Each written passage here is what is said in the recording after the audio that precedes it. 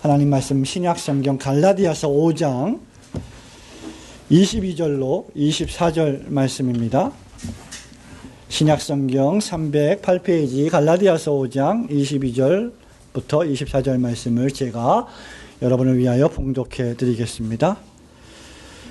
오직 성령의 열매는 사랑과 희락과 화평과 오래 참음과 자비와 양선과 충성과 온유와 절제니 이 같은 것을 금지할 법이 없느니라. 그리스도 예수의 사람들은 육체와 함께 그 정과 욕심을 십자가에 못 박았느니라. 아멘. 오늘은 5월 8일 주일이면서 동시에 또 어버이날이 겹쳐 있습니다. 에베소서 5장 18절에 보면 사도 바울이 에베소 교회에 편지하면서 술 취하지 말라. 이는 방탕한 것이니 오직 성령의 충만을 받으라 라고 명령하면서 권면하고 있습니다. 성령의 충만을 술 취함과 비교 대조하고 있으면서 성령에 충만하지 않는 모든 삶이 사실은 술에 충만한 삶이라고 우리에게 설명을 하고 있는 것이죠. 바울은 에베소 교회에 편지하면서 4장과 5장과 6장에서 성도된 생활에 대해 교훈합니다.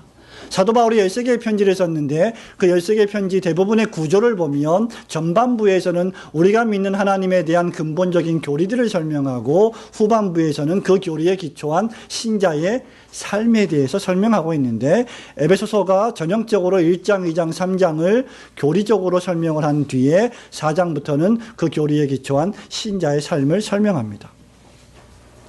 그리고 5장 하반부에 보면 드디어 남편과 아내가 어떻게 서로 관계하며 살아야 할 것인가에 대한 부부 생활을 설명하고 있고, 이어서 부모와 자녀들은 어떻게 믿음을 가진 부모와 자녀로서 살아가야 할 것인가, 그리고 그 다음에는 사회에서는 과연 신자들이 어떻게 생활해야 할 것인가를 교훈합니다. 그런데 남편과 아내, 신자의 남편, 신자인 아내로서 어떻게 살 것인가, 신자된 부모와 신자된 자녀가 어떻게 살아야 할 것인가, 그리고 신자된 그리스도인들이 학교에서 세상에서 어떻게 살아야 할 것인가를 교훈하는 그 말씀 바로 앞에 있는 말씀이 바로 5장 18절의 말씀입니다. 술 취하지 말라. 이는 방탕한 것이니 오직 성령의 충만을 받으라. 성령 충만의 삶을 살아내야만 진정한 그리스도인 가정을 이룰 수 있다는 것이죠. 성령이 충만해야 그 가정이 진실한 그리스도인의 가정의 모습을 나타낼 수 있다는 것입니다. 말하자면 훌륭한 가정을 이루기 위해서는, 저와 여러분이 좋아하는 훌륭한 가문을 만들기 위해서는 그 어떤 학벌이나 그 어떤 재물이나 권력보다 훨씬 더 신자에게 중요한 것이 있는데, 그것이 바로 성령의 충만한 가정이 되어야 한다는 것입니다. 성령 충만이란 무엇일까요? 여러분, 성령 충만이라고 하는 것은 저급한 감정주의나 어떤 신기하고 기이한 어떤 현상, 우리가 흔히 보지 못하는 그러한 현상이 아닙니다. 그러한 현상들은 아주 예외적으로 교회 역사 속에서 종종 발생하긴 하지만 통상적으로는 그런 현상들이 벌어지지 않습니다.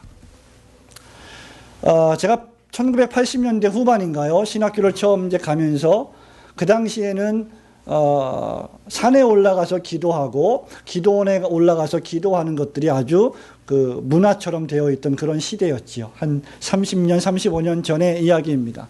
저도 역시 금식 기도를 자주 해봤고 삼각산에 올라가서 비닐을 뒤집어 쓰고 산에서 기도하기도 했던 그런 아주 젊었을 때의 경험이 있습니다. 하루는 어떤 기도원에 가서 기도하고 있는데 예배를 마치고 설교를 끝나고 합심해서 모든 기도원에 참석한 사람들이 기도하고 있는데 한겨울이었던 것으로 생각이 됩니다.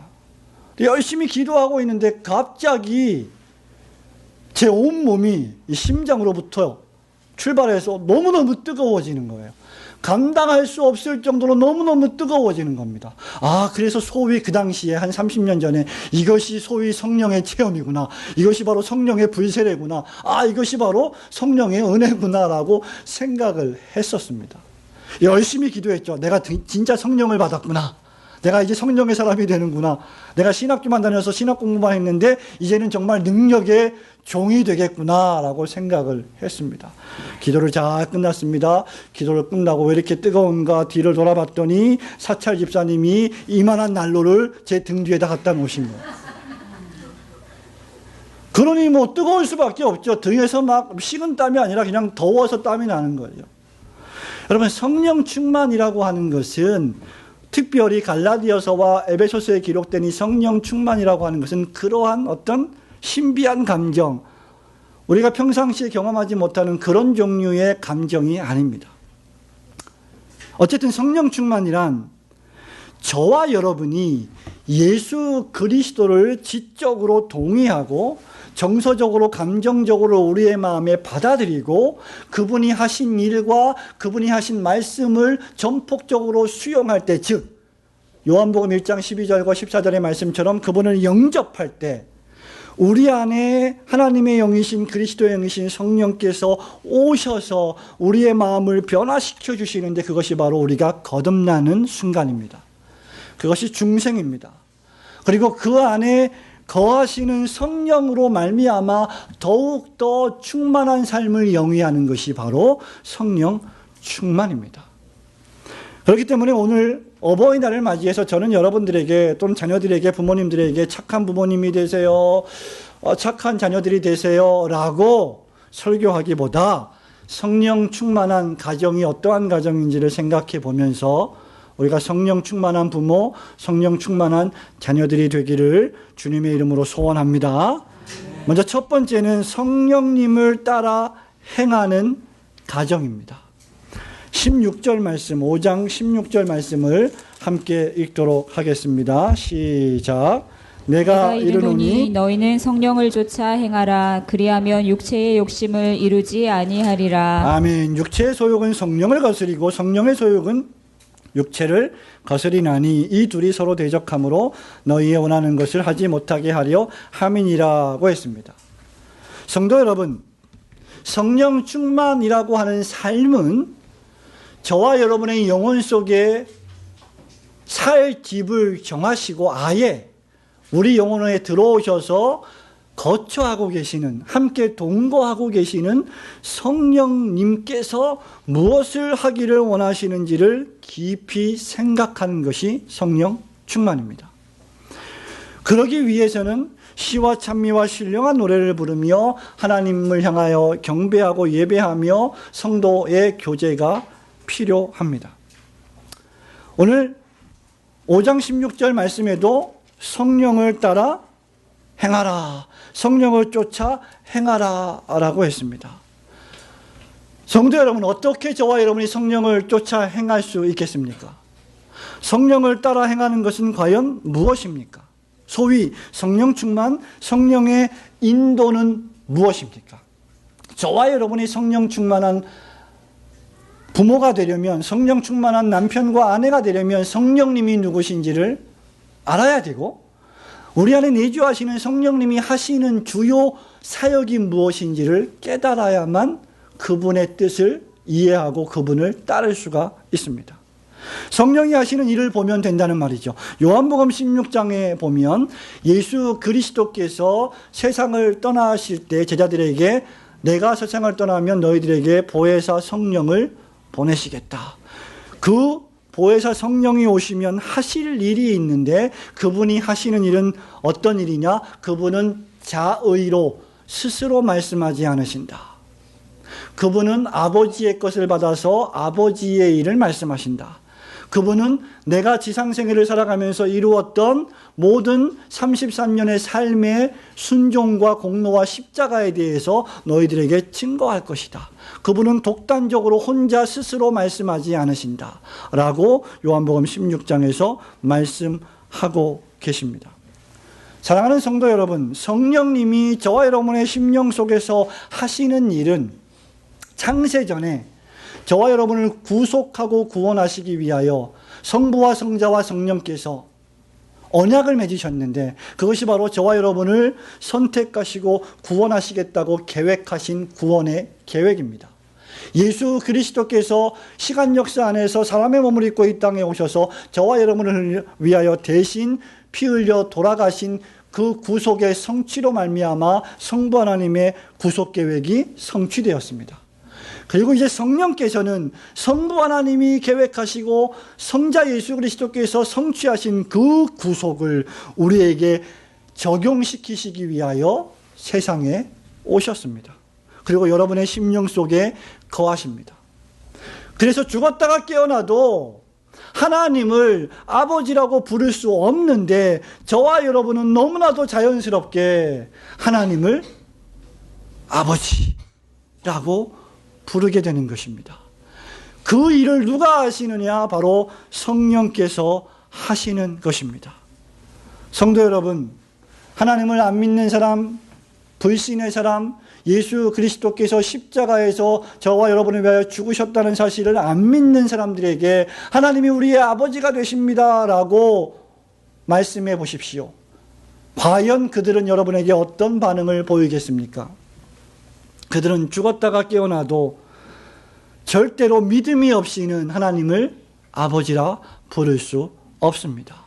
오직 양자의 영을 받은 신자만이 하나님을 아버지로 부르는 줄로 믿기를 축원합니다. 성도 여러분, 성령께서 하시는 일은 우리 안에서 말씀을 생각나게 하시고 우리의 죄를 생각나게 하시고 우리로 하여금 반성하게 하시고 회개하게 하시고 우리의 삶을 돌아보아 십자가에서 우리를 위하여 돌아가신 그 구속의 은총을 생각함으로 점점 더 그리스도 예수를 닮아가게 하시는 일을 하십니다. 바로 그것이 성령을 따라 행하는 삶입니다. 성령께서는 그런 의미에서 구약 성경과 신약 성경의 진리의 말씀과 분리해서 역사하시지 않습니다. 하나님께서는 말씀하셨고 이 모든 날 마지막에 하나님께서 아들로 우리에게 말씀해 주셨습니다. 그것이 바로 예수 그리스도께서 성육신하여 이 땅에 오신 것입니다. 그리고 그 성육신을 지금은 구약과 신약 성경 이 계시의 완성 종결된 이 말씀을 우리가 읽을 때 설교의 말씀을 주일날 목사의 입술을 통하여 선포되는 말씀을 들을 때 성령께서 그 말씀을 조명해 주셔서 우리에게 적용시켜 주시는 것입니다.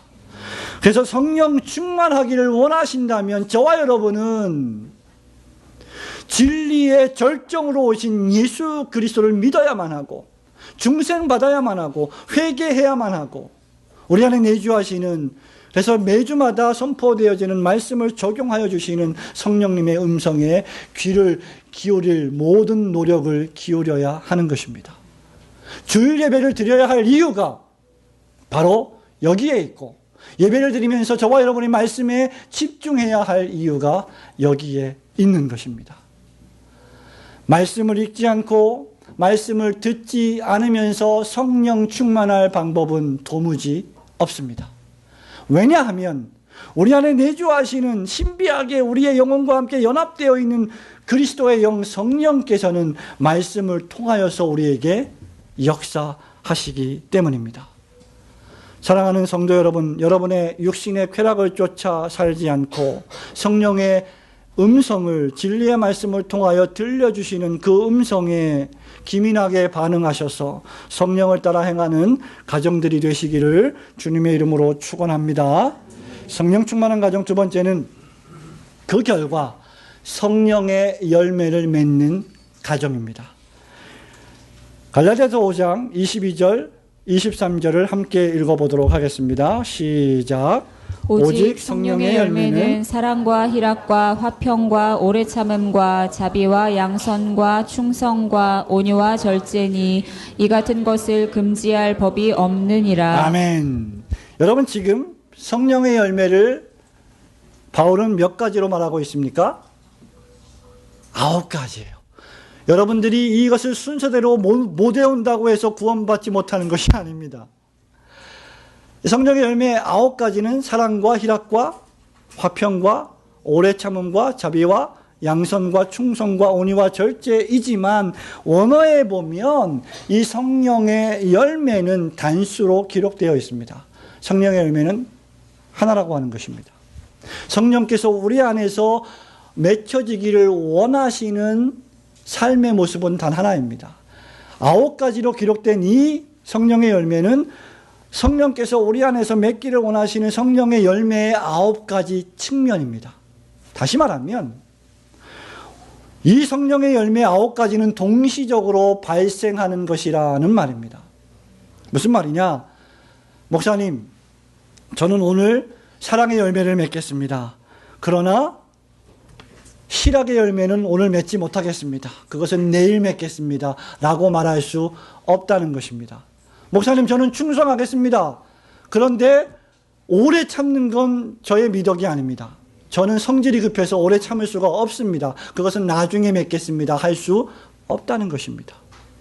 저와 여러분이 성령의 사람이고 성령께서 우리를 거듭나게 하셨고 우리를 중생시키셨고 우리의 마음속에 거룩한 씨앗을 심어주셔서 하나님의 사람으로 바꾸어 주셨다고 하면 우리는 이 9가지의 열매를 당연히 맺어야만 하는 것입니다. 이 9가지의 열매가 사실은 어떻게 보면 세상 사람들도 맺고 있는 열매가 아닌가라는 생각이 들 것입니다. 상식적인 미덕처럼 보입니다. 저와 여러분이 사랑을 실천하는 것처럼 하나님을 안 믿는 사람들도 사랑을 실천하지 않습니까? 하나님을 안 믿는 사람들도 기뻐하지 않습니까? 하나님을 안 믿는 사람들도 성공하기 위해서 오래 참고 절제하지 않습니까? 그러면 성령의 열매와 안 믿는 사람들이 맺는 그러한 미덕들과는 무슨 차이가 있는 것입니까? 성도 여러분, 불신자는 하나님께서 일반 은총을 통하여 내려주시는 덕을 행할 수가 있습니다. 하나님께서 햇빛과 비를 오직 올고든 교회 교인들에게만 비춰주시고 내려주십니까? 아닙니다. 안 믿는 모든 사람들에게도 햇빛을 주시고 비를 내려주십니다. 안 믿는 부모들도 자기의 자녀들을 끔찍이 사랑합니다. 그것은 일반 은총하에서 하나님께서 주신 모든 애정의 감정입니다. 그렇다고 하면 신자의 성령의 열매 9가지는 그것과 무슨 차이가 있습니까? 불신자들은 그러한 것들을 실천할 때에 하나님의 계명을 실천하려고 하는 마음의 동기에서 그것을 실현하지 않습니다. 하나님을 경배하는 마음에서 사랑을 실천하지 않는다는 것입니다. 저와 여러분은 하나님의 계명을 실천하려는 마음의 동기에 우러나와서 남편이 미워 보여도 어떤 때는 아내가 깍쟁이처럼 보여도 남편을 사랑하고 아내를 사랑하는 삶의 실천을 하는 것입니다. 즉 우리의 사랑에는 하나님의 사랑이 기초가 되어 있다는 것입니다. 그렇기 때문에 엄밀히 말하면 하나님의 관점에서 보면 세상 사람들의 덕목들은 하나님이 요구하시는 사랑이 아닙니다. 그것은 그저 자연스러운 감정일 뿐입니다. 진정한 선행은 누가 할 수 있느냐? 바로 죄를 고백하고 죄를 회개하고 중생 체험을 하고 하나님을 섬기는 신자들만이 할 수 있는 것입니다. 그 신자들이 맺는 열매가 바로 9가지의 열매입니다. 그 첫 번째 덕목이 사랑과 희락과 화평입니다. 사랑이라고 하는 것은 무엇입니까? 고린도전서 13장의 아가페의 사랑입니다. 이타적인 사랑, 자기를 희생하는 사랑, 완전한 사랑, 상황과 관계없이 실천하고자 하는 사랑, 그러한 사랑을 우리가 실행해야 합니다. 희락은 무엇입니까? 초월적인 기쁨, 영구한 즐거움입니다. 상황에 따라서 일희일비하는 그러한 기쁨과 즐거움과 슬픔이 아닙니다. 여러분의 사업이 잘 되면 한동안 기분이 좋았다가 여러분의 사업이 잘 안 되면 한동안 슬퍼하는 그런 종류의 감정이 결코 아닙니다. 하나님께서 우리에게 주시는 기쁨의 감정은 예수 그리스도의 구속을 통하여 영구하게 자리 잡은 그 어떤 것도 빼앗아갈 수 없는 즐거움이요 기쁨인 것입니다. 그래서 어떤 상황에서도 즐거워할 수 있는 역설적 모순이 바로 우리가 누리는 기쁨이요 희락입니다. 그래서 바울은 데살로니가전서 5장 16절에서 뭐라고 말합니까? 너희는 항상 기뻐하라. 항상 기뻐하라. 순경 중에든지 역경 중에든지 기뻐하라고 명령하신 것입니다. 화평이란 무엇입니까? 마음이 분열됨이 없는 상태, 마음에 전쟁이 없는 상태, 모순이 없는 상태를 뜻합니다. 저와 여러분의 마음이 아픈 것은 마음이 갈리기 때문입니다. 분열되기 때문입니다. 그러나 화평이란 근심과 두려움을 몰아냅니다. 다른 말로 하면 평안입니다. 그리스도 예수께서 주시는 평안입니다. 이 평안은 세상에 뺏어갈 수 없는 평안이라고 했습니다. 예수 그리스도의 의의 옷을 입은 결과 우리가 맺는 칭의의 열매로서의 평안입니다. 로마서 8장 1절에 보면 그리스도의 의로 말미암아 의롭게 된 자에게는 더 이상 정죄함이 없다고 했습니다. 하나님과 더불어 평화를 누리기 때문에 모든 사람들과 더불어 평화를 누리는 화평인 줄 믿으시기를 축원합니다. 네 번째 덕목이 무엇입니까? 그래서 오래 참는 것입니다. 오래 참음은 인내하는 것이죠. 견디는 것입니다. 참는 것입니다.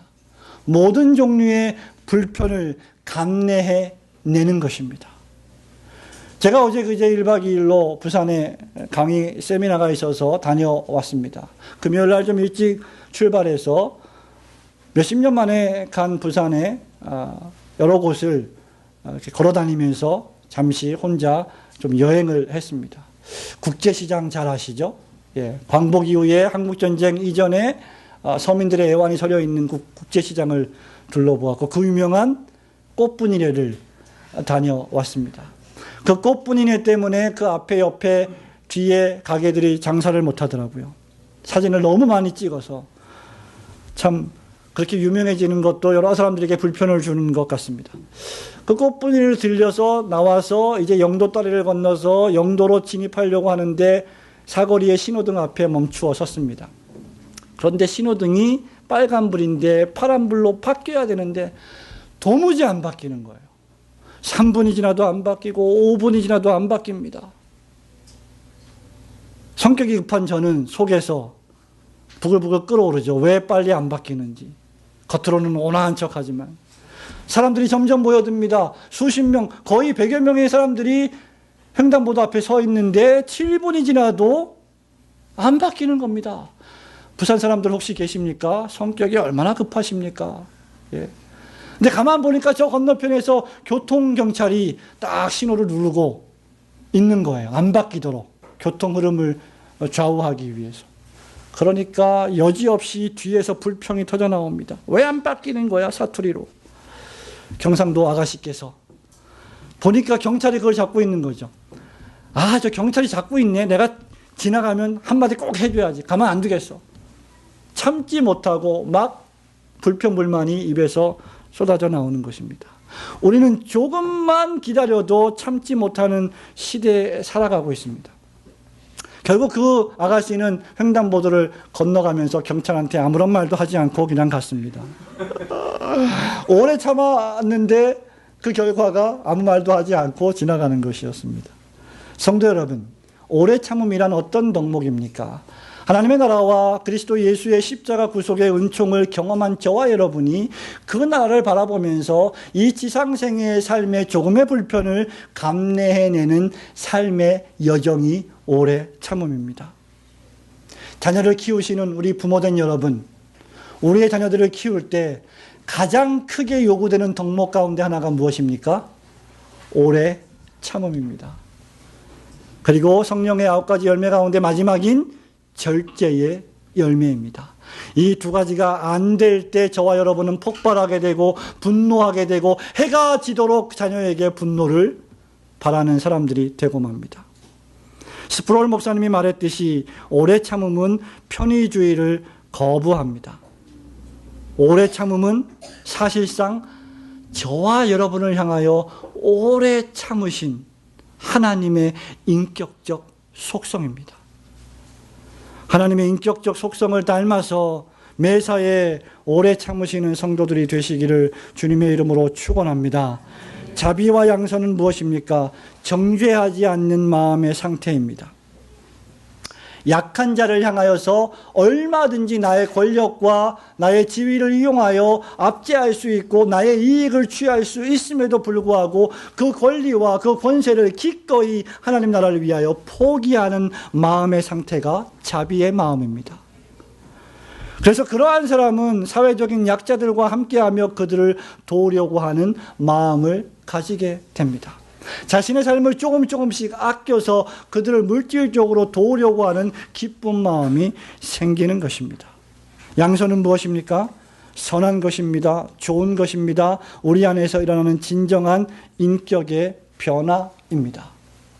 충성은 무엇입니까? 믿음의 열매입니다. 믿는 자는 충성합니다. 충성은 믿음과 관계에서 성령이 우리에게 주시는 열매입니다. 충성이라고 하는 영어 단어 faithfulness는 무엇입니까?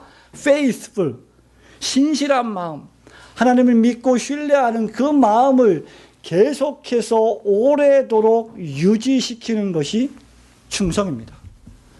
그래서 충성에는 그렇기 때문에 신실함과 지속성이 포함되어 있습니다. 믿음은 단순한 지적 동의가 아니라 행동의 실천입니다.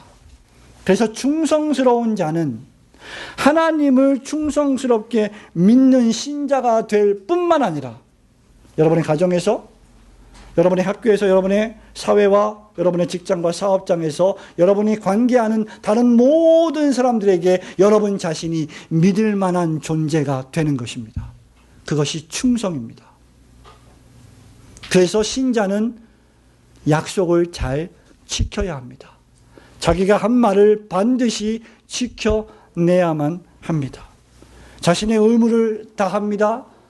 하나님께서 나에게 주신 이 지상생애의 삶이 나의 것이 아닌 하나님께서 주신 청지기적인 자세와 사명을 늘 견지하여서 하나님께 영광을 돌리는 삶을 살아갑니다. 그러면서 그는 온유한 자가 됩니다. 온유는 그리스도를 닮아가는 모습이죠. 얼마 전에 유명한 영화가 개봉을 했는데 그 영화의 카피라이터 가운데 하나가 Manner makes man 이라고 하는 카피였습니다. 매너가 남자를 만든다. 매너가 신사를 만든다. 그런 뜻이죠. 그리스도인들은 하나님을 믿는 신자로서 좋은 매너를 견지해야 합니다. 여러분, 이러한 좋은 매너는 실질적으로 강한 자들이 드러낼 수 있는 인격적인 덕목입니다. 진정한 고수들은 온유합니다. 빈수레는 요란합니다. 그러나 믿음의 경력과 신앙의 수준이 상당한 수준에 올라간 분들은 경망스럽지 않고 온유하며 낮은 자들, 어려운 자들을 참아 보아주고 기다려줄 줄 압니다. 이근곡식은 그래서 온유합니다. 빌립보서 2장 5절부터 10절에 기초하면 예수님만큼 온유하신 분이 없으셨습니다. 마지막 덕목이 무엇입니까? 절제입니다. 사치하지 않는 것입니다. 내가 가진 삶을 육체적인 쾌락을 위하여 낭비하지 않는 것이죠. 이기적인 육체적 욕심을 이루지 않는 것입니다.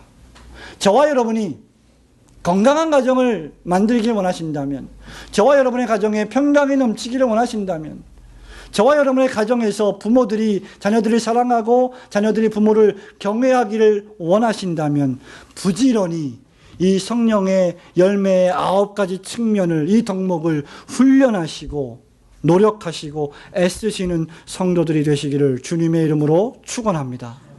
우리의 믿음은 추상적인 믿음이 아니라 관계 속에서 반드시 드러나야만 하는 믿음이기 때문입니다. 우리 올고등교회 모든 성도들이 성령의 9가지 열매의 측면을 잘 맺혀서 조국교회에 헌신하고 봉사하는 귀한 모범이 되는 교회가 되기를 주님의 이름으로 축원합니다. 마지막 세 번째는 무엇입니까? 성령 충만한 가정은 나의 죄악된 본성을 십자가에 못 박는 가정입니다.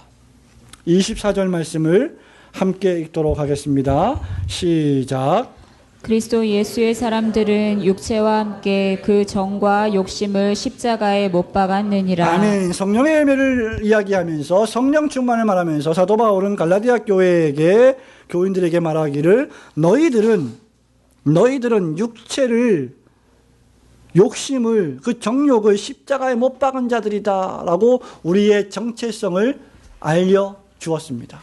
여기 육체와 함께 그 정과 욕심을 십자가에 못 박았다는 말은 우리의 육신을 우리의 육체를 십자가에 못 박았다는 것입니다. 여기서 말하는 육체는 무엇입니까? 우리 눈에 보이는 피지컬 바디를 말하지 않죠. 우리의 몸을 말하지 않죠. 우리의 육체를 십자가에 못 박으면 우리는 죽습니다. 여기서 말하는 육체는 무엇입니까? 바로 sinful nature, 죄악된 본성입니다. 이 죄악된 본성을 예수 그리스도께서 친히 담당하셨고 십자가에서 우리의 죄악된 본성의 문제를 해결해 주셨고 그 대신 그리스도의 의를 우리에게 전가시켜 주셔서 우리를 의인으로 간주하시고 너희들은 의인이다라고 선언해 주셨습니다. 믿으시기를 주님의 이름으로 축원합니다. 여러분의 신분과 여러분의 지위와 여러분의 법적인 상태가 죄인에서 의인으로 바뀌었습니다. 그럼에도 불구하고 우리의 육신의 상태는 아직도 여전히 남아있는 죄악된 본성으로 말미암아 매일매일 죄와 싸우는 성화적인 삶을 살아가야만 하는 본성입니다. 그 본성을 저와 여러분이 매일매일 십자가에 이미 못 박혀 있는 그 본성을 계속해서 못을 박는 삶을 살아내야 한다는 것입니다.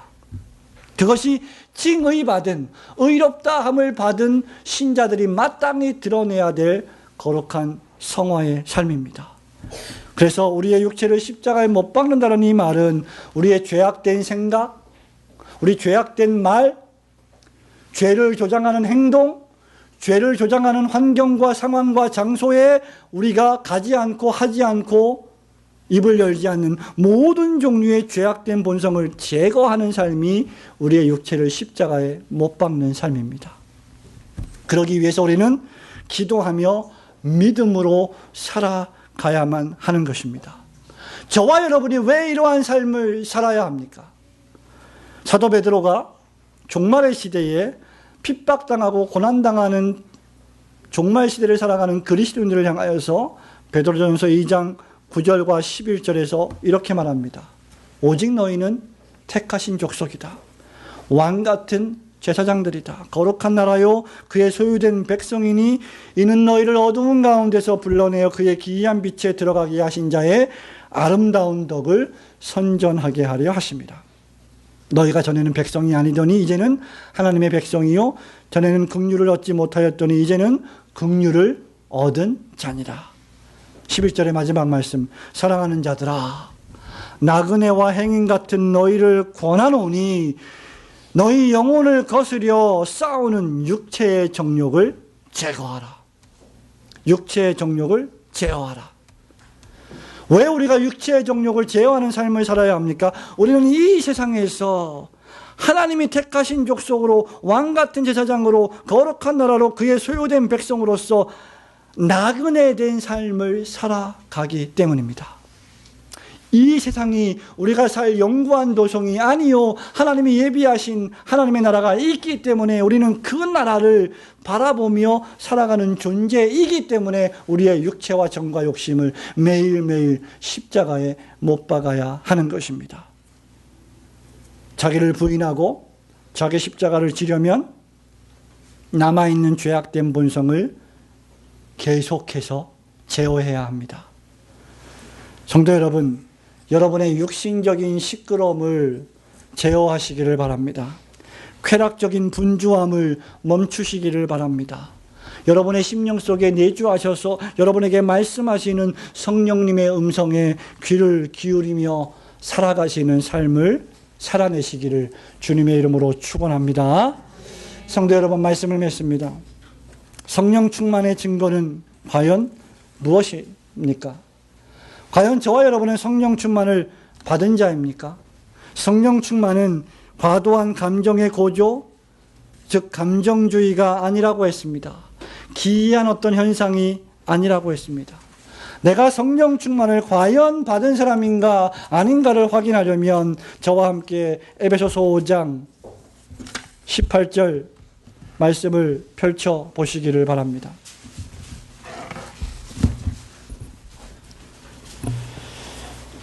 (5장) 15절부터 20절 말씀까지 함께 에베소서 5장 15절부터 20절 말씀을 함께 읽도록 하겠습니다. 시작.